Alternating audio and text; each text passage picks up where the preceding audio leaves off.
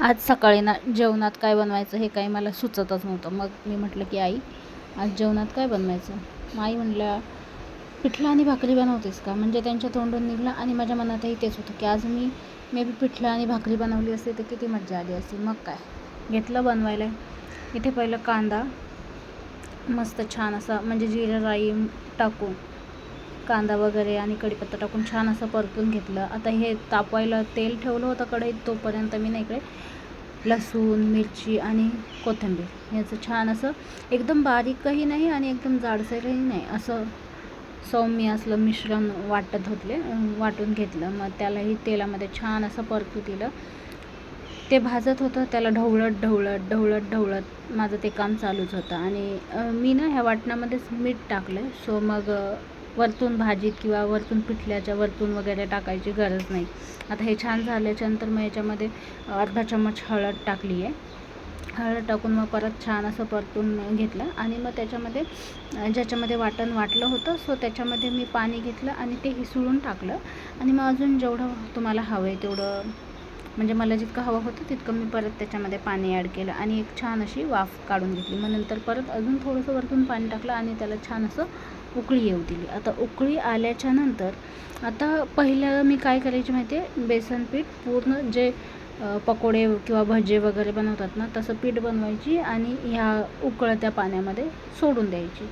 पण आता तसं न करता मी ना म्हणजे ही बेसन करण्याची पद्धत ना माझी आत्या बनवते, सेम असं बनवते. त्याला खूप टेस्ट लागते. आता आज बनवले मी, पण मी खाल्लं नाही आहे, म्हणजे टेस्ट मी केली नाही आहे. कारण त्याचं मी उद्या मोठ्या व्हिडिओमध्ये सांगेल.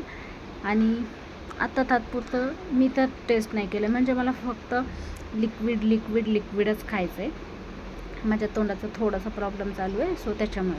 मग असं छान असं बनवलं आणि त्याच्यावरती छान एकदम बारीक कट केलेली कोथिंबीर टाकली आणि त्याला छान असं सजवलं.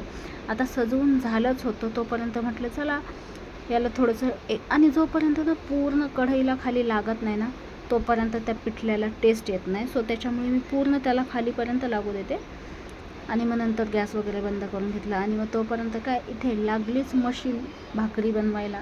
आता माझ्याकडे भाकर बनवायची मशीन पण आहे बरं. मग काय छान अशी पीठ वगैरे मळून घेतलं त्या मशीननी आणि छान थापत म्हणजे असं पहिलं उंडा घेऊन गोल असं केलं आणि नंतर छान असं थापून घेतलं. आता इतकी स्पीड आहे बापरे, म्हणजे एकदमच हाय लेवलची स्पीड. मग काय छान वगैरे असं थापून झाल्याच्यानंतर तोपर्यंत इकडे तवा तर गरम झालाच होता. मग त्याच्यानंतर त्याच्यावरती ती भाकरी टाकली, त्याला तेल लावत. आता ह्या तव्यावरतून भाकर का सरकत होती याचं कारण जर कोणाला माहिती असेल तर सांगा. मला माहिती आहे, पण तुम्हालाही माहिती असेल तर नक्कीच सांगा. मग छान असं पाणी वगैरे लावूनही मग तिला परत पलटी केलं आणि पलटी केल्याच्यानंतर 2 ते 3 मिनिट असंच राहू दिलं. मग त्याच्यानंतर छान अशी क्रिस्पी म्हणजे ना मऊसूद ना अशी एकदमच कडक नाही, अशी मीडियम लेवलची भाकर जशी असते ना तशी छान फुगली होती. छान भाजून घेतली आणि त्याच्यानंतर असं काही मी ताट बनवलं होतं, ते होतं आईंसाठी. सो आजची पिठलं आणि भाकरी तुम्हाला कशी वाटली नक्की सांगा.